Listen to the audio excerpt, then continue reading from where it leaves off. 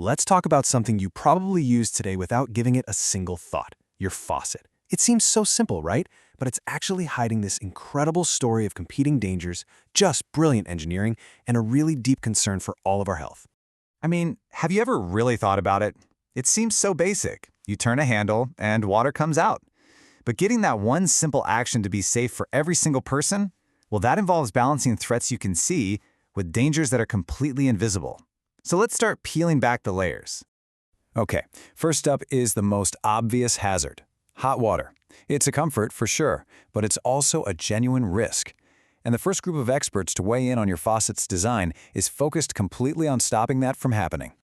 And this brings in our first major player, the Centers for Disease Control and Prevention, the CDC. Their entire job is public health, and a big part of that is preventing injuries right in our homes. And believe it or not, scalds from hot tap water are a huge concern, especially for kids and older adults who might have more sensitive skin or just can't react as quickly. So to deal with this, the CDC has a very specific number in mind, 120 degrees Fahrenheit, which is about 49 degrees Celsius. They strongly recommend that your home's water heater be set no higher than this temperature. This is the first critical piece of the puzzle in our faucet's design story. But why that exact number? Now, look at this. This is what's so fascinating. See how dramatically the danger changes with just a few degrees?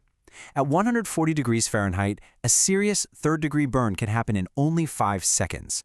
But if you just drop that temperature down to 120 degrees, it takes 5 minutes. That is a world of difference.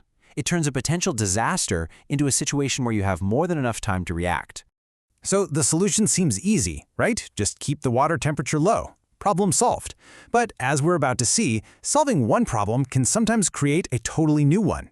And this next threat, well, it's one you can't even see. And this is exactly where our story gets complicated. That simple, kind of elegant solution of just lowering the temperature, it actually introduces a really dangerous trade-off. By making the water safer from heat, we might accidentally be making it the perfect home for a hidden biological threat. Everybody, meet Legionella. This is a nasty little bacterium that absolutely loves warm, stagnant water. You know, exactly the kind of environment you might find inside a big water heater tank that's been turned down for safety. If you breathe it in, maybe from the steam of a shower or a tap, it can cause a really severe form of pneumonia. And now, a new player enters the chat, the Environmental Protection Agency, the EPA. So here it is. This is the fundamental conflict at the heart of our faucet. The CDC wants lower temperatures to stop us from getting burned, but the EPA knows that you need higher temperatures to kill off bacteria like Legionella. These two vital safety goals are pulling in completely opposite directions. So how on earth can a simple faucet satisfy both? This table just lays out the whole engineering tightrope walk perfectly. You can see that the safe zone for scalding, below 120 degrees, is exactly the zone where Legionella can start to grow. To really kill it off, you've got to crank the water up to 140 degrees, but that puts you right back in that 5-second burn territory. This is the central puzzle that modern plumbing has to solve. Okay, so we've balanced the visible threat of heat against the invisible threat of bacteria. You'd think we're done, right? Well, not quite. There's one more essential layer to consider, and this one has nothing to do with temperature. It's all about who is using the faucet and making sure it works for absolutely everyone. This crucial design principle is written into law in the Americans with Disabilities Act, or ADA. It's a landmark piece of civil rights law that says public spaces have to be accessible to people with disabilities. And yeah, that includes something as basic as a bathroom sink. The physical design of the faucet itself is just as critical as the water that comes out of it. And these guidelines are all about removing barriers. I mean, think about it. Making it so you only need one hand, and you don't have to tightly grasp or twist anything. That's a total game changer for someone with arthritis or limited mobility. That 5-pound force limit, that ensures someone with less strength can still use it easily. This is exactly why we see so many lever-style handles or motion sensor faucets today.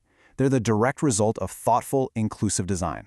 So we have these three major forces all pushing and pulling on the design of this one household object: the need to prevent burns, the need to kill nasty bacteria, and the need to be accessible to everyone. How in the world does all of this come together in the faucet you use every single day?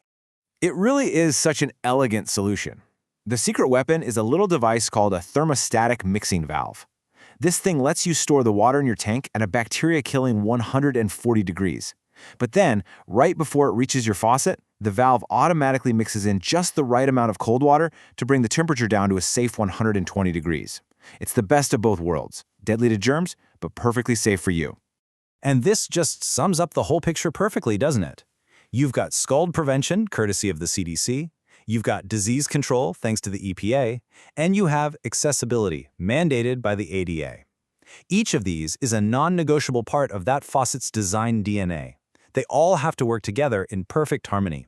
So yeah, the next time you wash your hands, just take a second to appreciate it.